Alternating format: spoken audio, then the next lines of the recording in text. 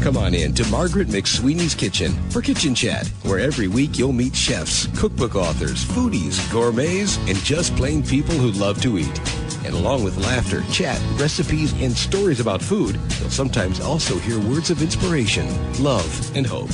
As Margaret always says, Kitchen Chat is food for the senses and food for the soul. So grab a cup of coffee, put your feet up on a comfy chair, and get ready to spend a little time with Margaret and her friends. Hello, everyone, and welcome to Kitchen Chat. This is your host, Margaret McSweeney, and I am just so excited you're visiting with me virtually in my kitchen today, and you are tuning in on a really fun day because we have a very special guest, one of the founders of Serendipity 3 restaurant in New York City, celebrating its 60th birthday. And I just can't wait for you to get to know a wonderful person and dear friend, Stephen Bruce. Welcome to Kitchen Chat. Thank you. Wonderful to talk to you again. Oh, this is so special. And first of all, a very happy birthday to Serendipity. 60 years. That is fabulous. Yes, and I never looked better. I have to say, and listeners, I'm going to post a picture of Stephen and me on the side. You are ageless. You are timeless. You are just such a distinguished gentleman. I have such fond memories of meeting you at Serendipity, and you were taking the reservations by phone, and it's just so neat that yes. As you know, it's the personal touch that makes everyone happy. Yes. And, of course, my diet's been frozen hot chocolate, so that has helped me stay young. Yes, and frozen hot chocolate, the thing to order on the menu. I can't wait to chat about that. And lots of listeners have come in with some fun questions. And it's just a great time of any milestone celebration to reflect upon some fun memories. And as you celebrate 60 years there at Serendipity, what would you say is one of the milestone memories of that time? Well, I go way back to when we opened in 1954, and we had an array of celebrities, and I was a young man, so I was very impressed with movie stars.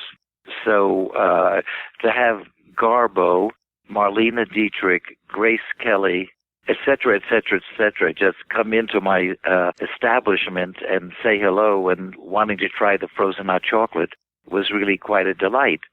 Oh, that, and the stream of celebrities continues even today. I saw a tweet that Blake Lively and her husband Ryan Reynolds went there for a frozen hot chocolate after the Met celebration. Exactly. It was a lot of fun. Oh, that's great. And you have just seen so many celebrations there. I mean, listeners, it is like the happiest place in the world. Truly, you go in and it's like just a celebration, just being there. And I'm trying to, I don't know, I guess create a visual for the listeners of the eclectic furnishings. And I know there's a fun story behind all of the Tiffany lamps and tables and everything. Yes.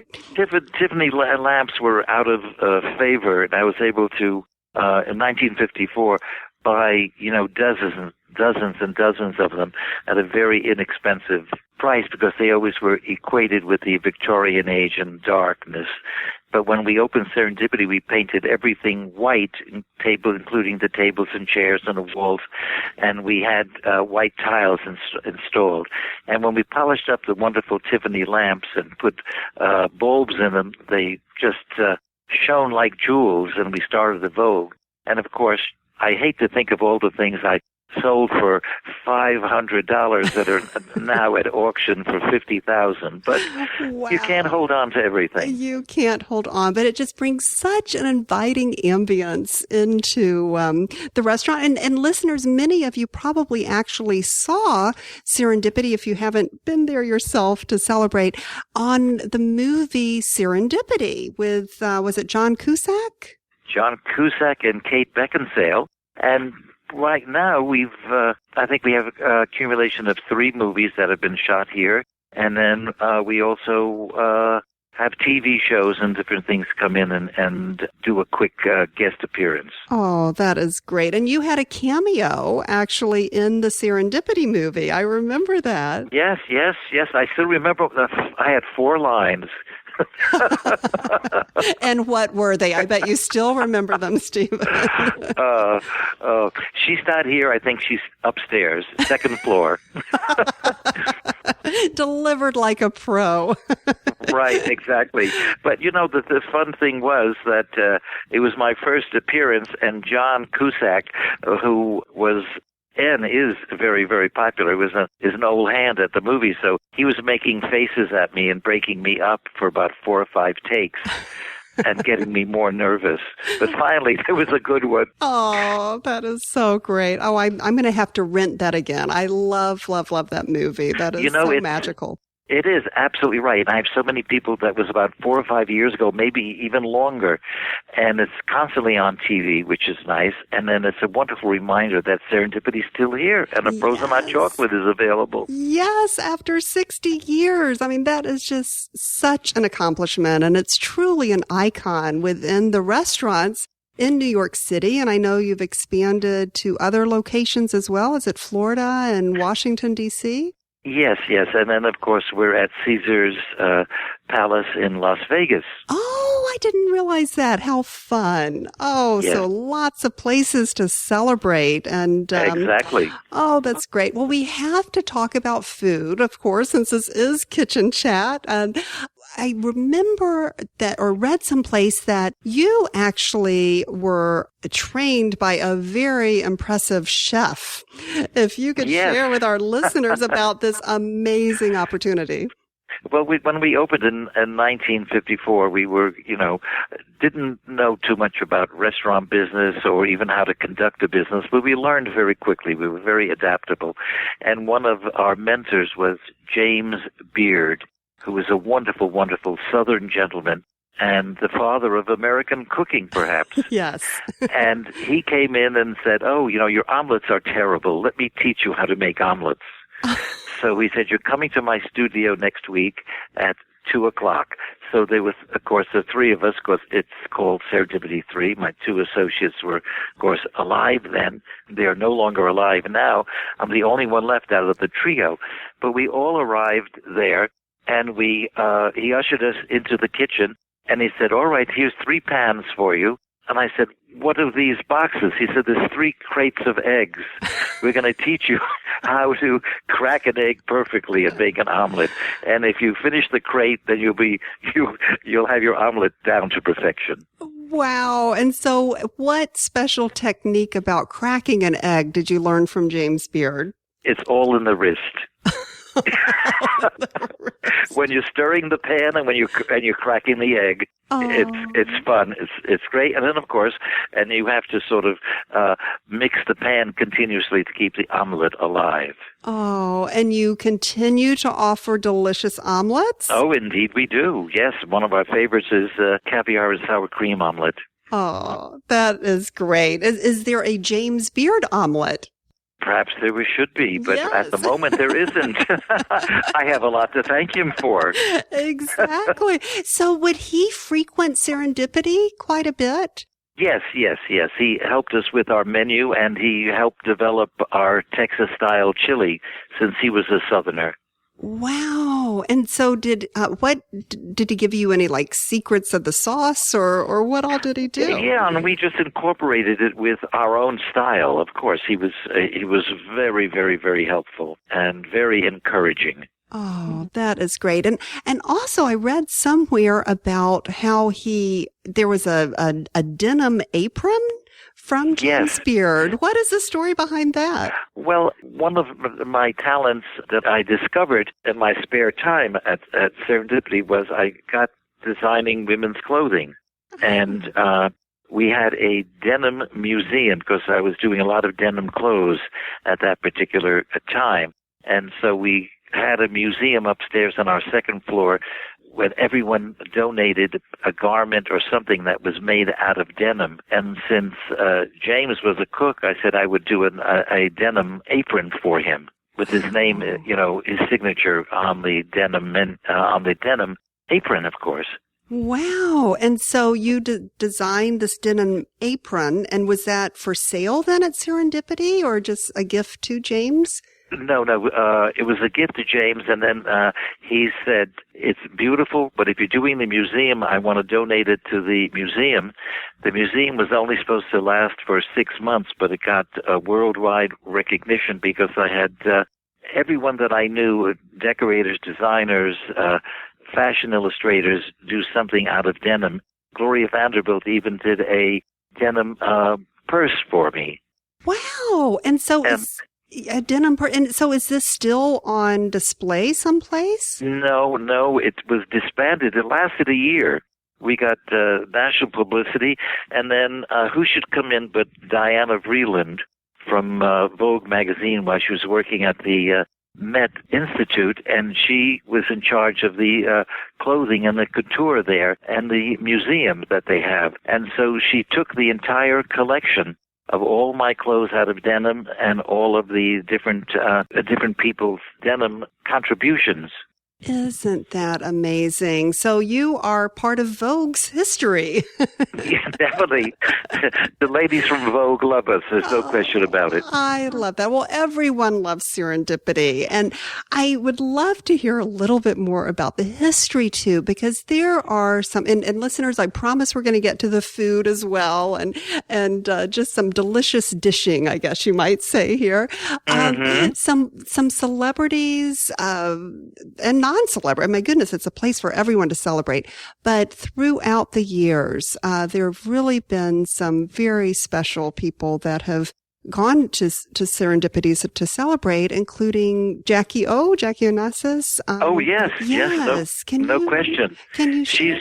She's been a lawyer. She has been, I should say, a loyal customer. She started coming when she was a senator's wife, when she was in Washington, and she discovered so I think a friend brought her to Serendipity, and she fell in love with it, and she was commuting every weekend to New York City for the theater, and so she always would stop in at Serendipity, and that continued while she was in the White House, and even when she left the White House, when she lived in New York, and she always brought her children here. Oh, that is such a celebration. And I am curious, what would she order from the menu at Serendipity? Well, when she was with her children, she always made sure they had a frozen hot chocolate and a foot-long hot dog. Oh, and that is a great combination. And listeners, very American, very American. And I have eaten one of the delicious foot-long hot dogs as well as the frozen chocolate, and it's a great combo. And I remember it is. And then the other one we have is a young chicken sandwich, which is sautéed. I hate to tell you, it's sautéed in butter, but it's delicious, absolutely delicious, and fantastic. Julia Child would approve of the butter, right? Definitely, no question about it. And, we add more accents, and it's toasted Irish soda bread, and it has raisins in it, so it makes a nice combination with the chicken. Oh, that is a nice combination. I'm just curious, did Julia Child ever visit Serendipity throughout the years? No, I would have loved to have greeted her, but unfortunately, I guess our stars were not aligned, shall we say. No French culinary involved. Right, exactly. Okay. It was strictly American. My two associates were from Little Rock, Arkansas. Oh, and I hear it started with pecan pie. Yes, exactly. Exactly. And at one time, we even did chocolate pecan pie. Yum. Which is really quite delicious, too. That is one of my favorite staples in life, pecan pie, having grown up in Alabama. No question about that, yes. No wonder we get along. Yes, exactly. Now, do you still serve the pecan pie? Is that on the menu? Oh, of course, yes. It started in 1954, and it's on the menu ever since. I wouldn't think of taking it off.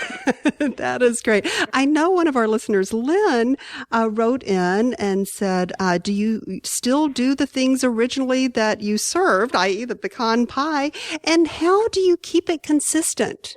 Well, the thing is that we have one particular person that we've trained just to make the pies. Wow. and we make them fresh every morning, so it's a continuous thing. He's a very busy cook. Oh, Or I should say baker. So busy work to keep up the delicious traditions. Of course. Yes, and goodness, listeners have been writing in. Ava mentioned you created a great landmark, a memorable place. She fondly recalls it. She would said it was a great date place. She went in there a lot during her younger years. And she says, how do you create the ambience?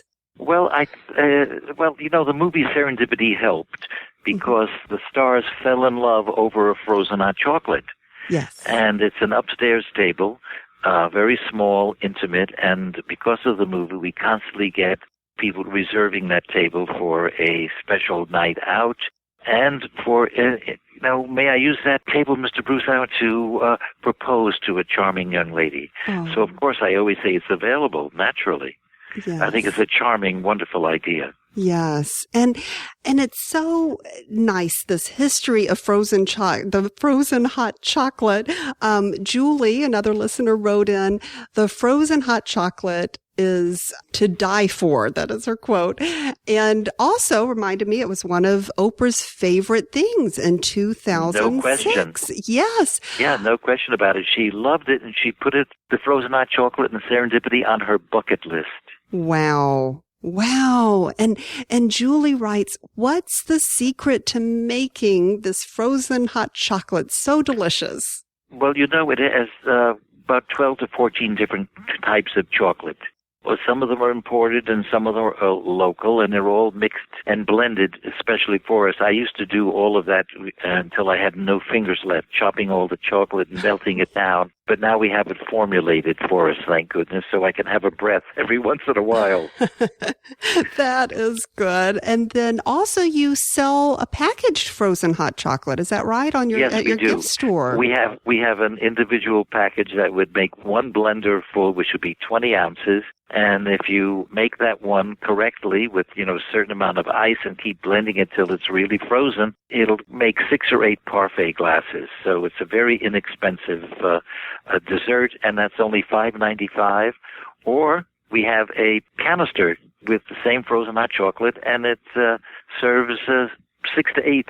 Delicious. So it's really great. Oh, so you can have frozen hot chocolate, especially the summer, which would be a treat, in your own home. Yes. And I have to mention to the listeners, too, you are quite a prolific author and some delicious books. Serendipity Parties was your latest book. Is that right? Yes. We have 3 of them now. And for our 60th anniversary, we're doing a special 60th Diamond Edition. Wonderful. Of the Serendipity Parties, then, is the Diamond Edition? No, it's a remake of and an expanded of the first one, just Sweet Serendipity. Oh, Sweet Serendipity. I love that. So a very special commemoration. Yes, and we have some very special forwards penned by Joan and Melissa Rivers, Barbara Streisand, Cher, Michael Strahan, and a dear friend of mine, Candice Bergen. Oh, how special. Just a lot of people celebrating, as we all should, for the 60th anniversary. What special memories. I know I'd read another very, very special friend of yours that frequented Serendipity quite a bit was Andy Warhol. Andy, yes. And Louise wrote in and said, did Andy Warhol inspire you through, with his visual and olfactory sense? And if you could share some stories, that would be great. Yes, I mean, he was certainly a wonderful artist and a very eccentric personality. When I first met him, he was designing shoe ads for I. Miller, the shoe manufacturer, and he would come into the restaurant with all of these rejects of his artwork. He would do 10 samples, and they would pick one, so he had 9 left, and I said, what a wonderful idea. Let's frame all of these shoes. So we decided to frame all of Andy Warhol's rejects and sell them. So it was a wonderful idea, and we got together and we said, let's half the price. We'll sell them for $25, and Andy would get $12.50, and I would get $12.50 for Serendipity. Little did we know. Now they are thousands and thousands of dollars. How special. And do you still have any of those shoes in your own collection? Yes, I do. I have a small amount. Oh, how special. And did he paint anything at Serendipity? Oh, yes. He was constantly bringing his watercolor brushes and bringing a group of people. He had an entourage very early in life, and he continued that. Uh-huh. He's always surrounded by people.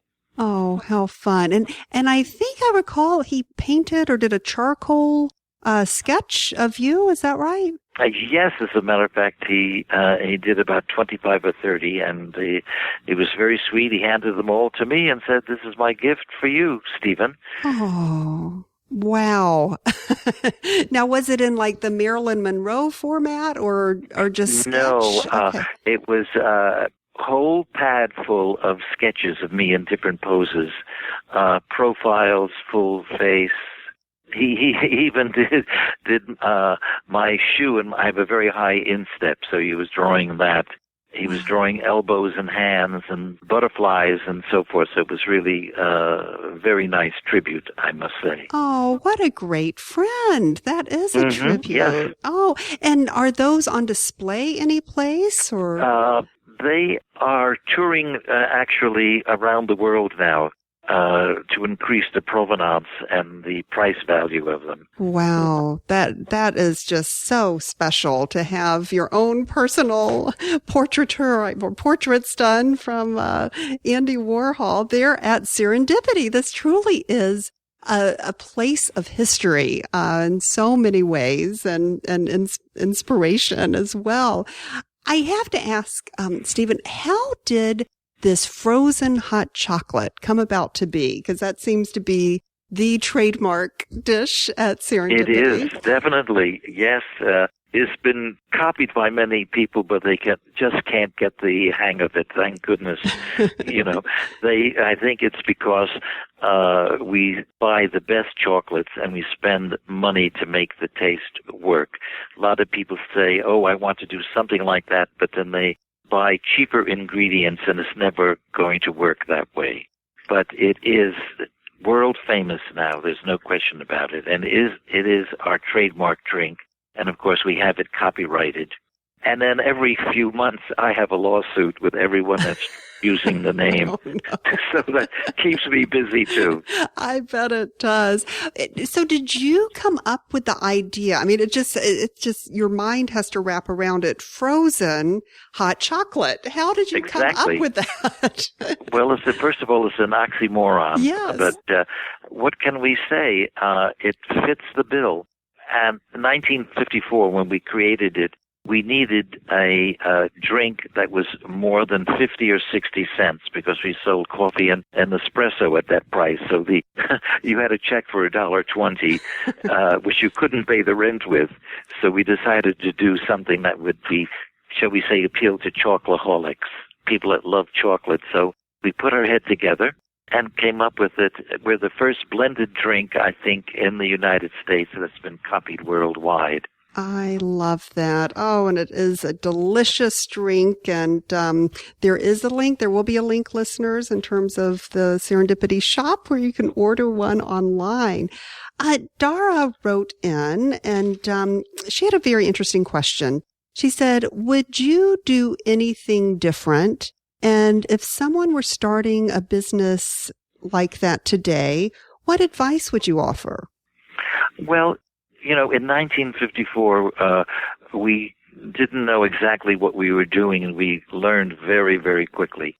But now with the internet and everything available, people can study and learn from businesses much more easily than we all did.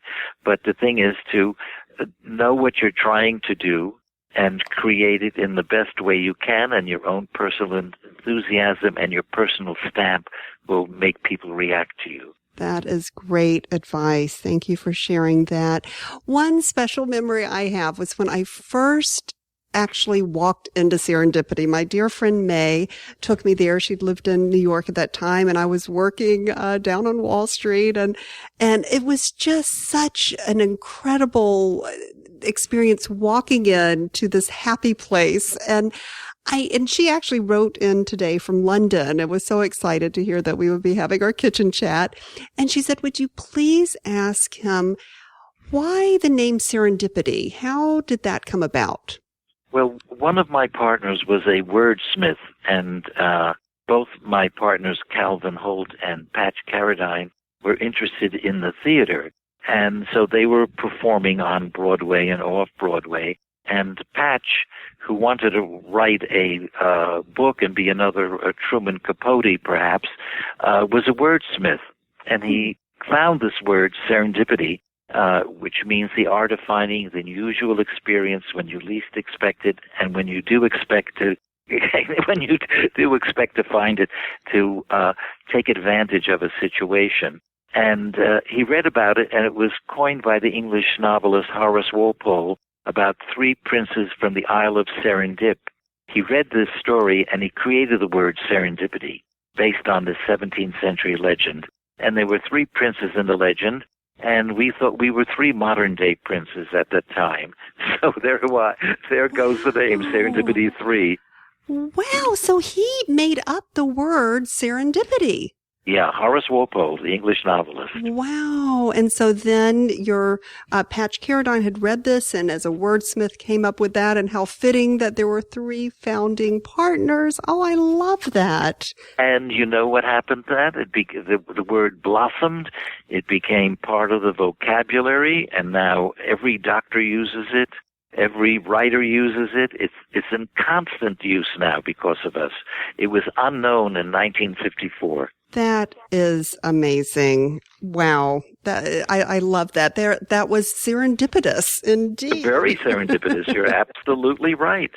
Oh, that is great. Catherine wrote in, who is your favorite celebrity guest at the restaurant? Well, it's so hard to say. One of my favorites is Candice Bergen. Yes. And we all know that she had a wonderful hit show for many years on TV, but she started coming to Serendipity when she was 17. Wow. And now she lives in New York, and she has a wonderful, charming daughter who works for Vogue magazine. It has come full circle. Exactly.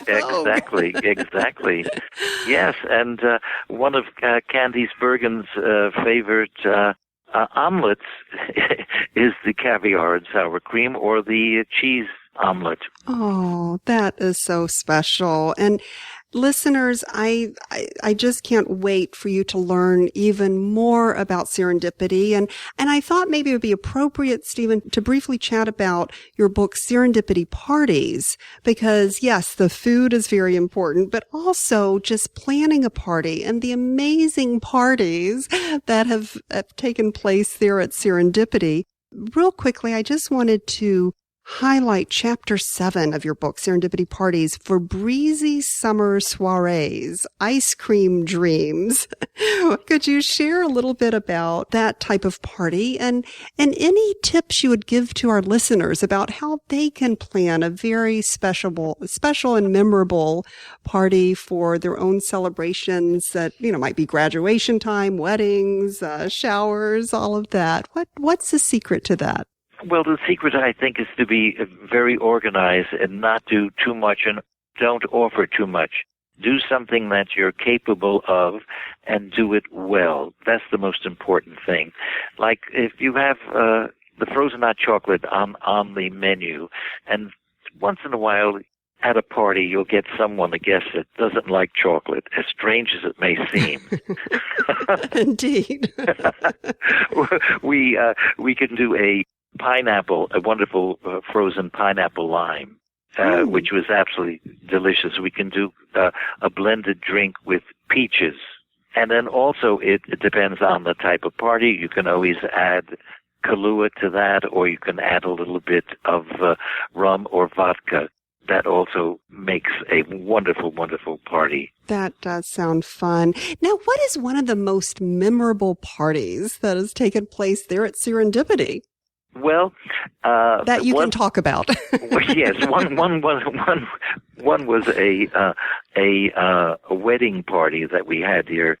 The people, both the man and the woman, fell in love with Serendipity, and they wanted to have their wedding ceremony downstairs, and then we moved the party upstairs for a very light lunch, which was absolutely wonderful. So they took over the restaurant for the entire day, and they spent the entire day at Serendipity with a very serendipitous wedding. Oh, that is beautiful. And frozen hot chocolate was served, of course? But of course. But of course. Oh. You know, we have frozen mint chocolate too now. Oh, yum. That and is then a we great addition. and we also have caramel, which is absolutely the newest trend. So caramel is a new okay. Then I have been on trend my whole life. I love caramel. Right, exactly. Oh, that's great. You know, if you don't do anything, things come to you. So don't change.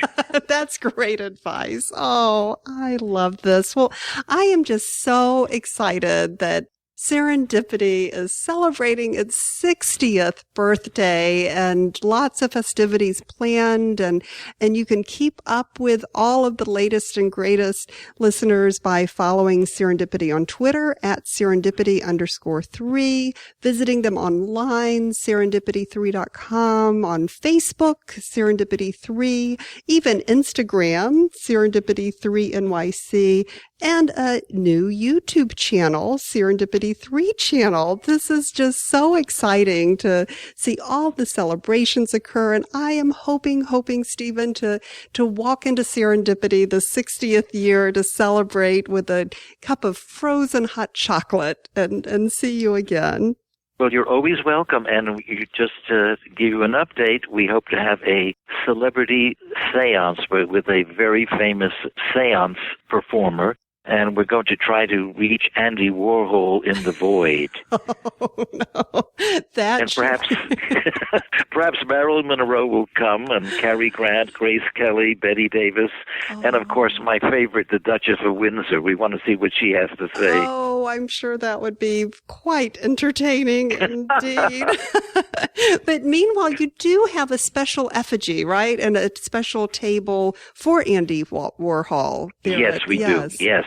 Yes. And we also have an image of Andy Warhol flying over the table with the rhinestone frozen hot chocolate in his lapel.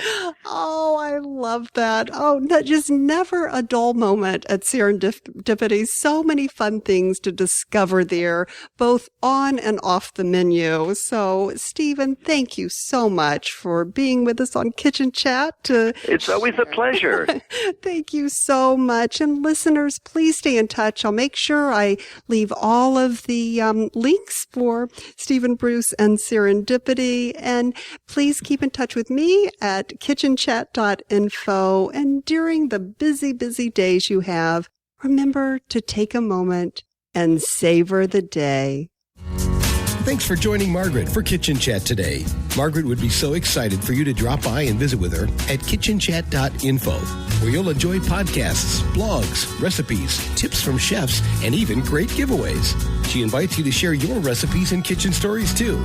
As Margaret always says, savor the day.